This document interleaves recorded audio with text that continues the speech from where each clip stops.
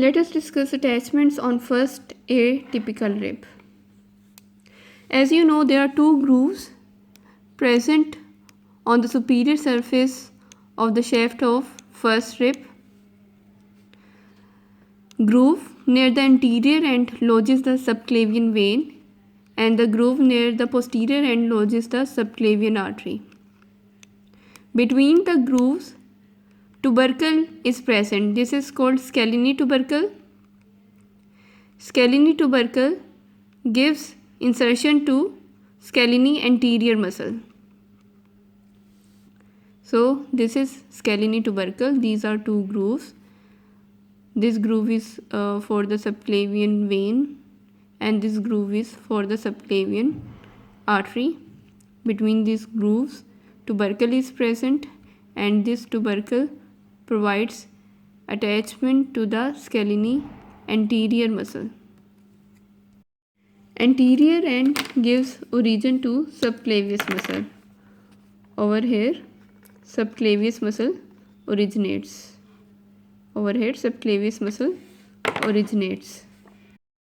Scalene medius muscle is inserted on an area behind the groove for subclavian artery. This is groove for the subclavian artery over here. Scalene medius muscle is inserted. Over here on the scalene tubercle, scalene anterior muscle is inserted. Scalene medius muscle is inserted behind the area for the groove of subclavian artery. This is a groove for the subclavian artery. Over here, scalene medius muscle is inserted. Serratus anterior muscle originates from the area behind the groove for the subclavian artery. This is a groove for the subclavian artery. Behind this groove, scalene medius muscle is inserted, and a serratus anterior muscle originates over here. Outer border of the rib gives origin to external intercostal muscle. Tubercle of the first rib provides attachment to lateral costotransverse ligament. Inner border of the rib is related to the suprapleural membrane. Anteriorly, neck is related to sympathetic chain, posterior intercostal vein, posterior intercostal artery, and ventral ramus of first thoracic nerve. So from medial to lateral on the inner surface of the neck has a relations of sympathetic chain, posterior intercostal vein, posterior intercostal artery, and first thoracic nerve. Now let us discuss attachments on the second rib. As you know that outer border of the second rib contains a tubercle. This tubercle is absent on remaining ribs. So this tubercle gives origin to scalene anterior muscle. Posterior part of the superior border gives insertion to scalene posterior muscle.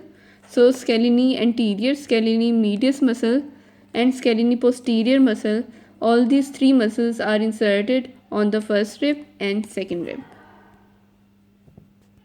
Let us discuss attachments on the 12th rib. This is the inner surface of the 12th rib. This is the outer surface of the 12th rib. First of all, let us discuss attachments on the inner surface of the 12th rib. Head provides attachment to radiate ligament and capsular ligament. Medial 2/3 part of the inner surface of the 12th rib gives attachment to quadratus lumborum muscle. Anterior end also gives origin to diaphragm. Internal intercostal muscle is inserted on the upper border of the 12th rib.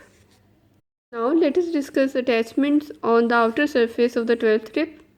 For this, we divide the outer surface of the 12th rib into medial half and lateral half. Medial half provides attachment to costotransverse ligament, lumbosacral ligament, gives insertion to levator costae muscle, longissimus, and iliocostalis muscle. Lateral half provides insertion to serratus posterior inferior muscle, and it gives origin to latissimus dorsi muscle and external oblique muscle. Upper border gives attachment to intercostal muscles that we have discussed earlier.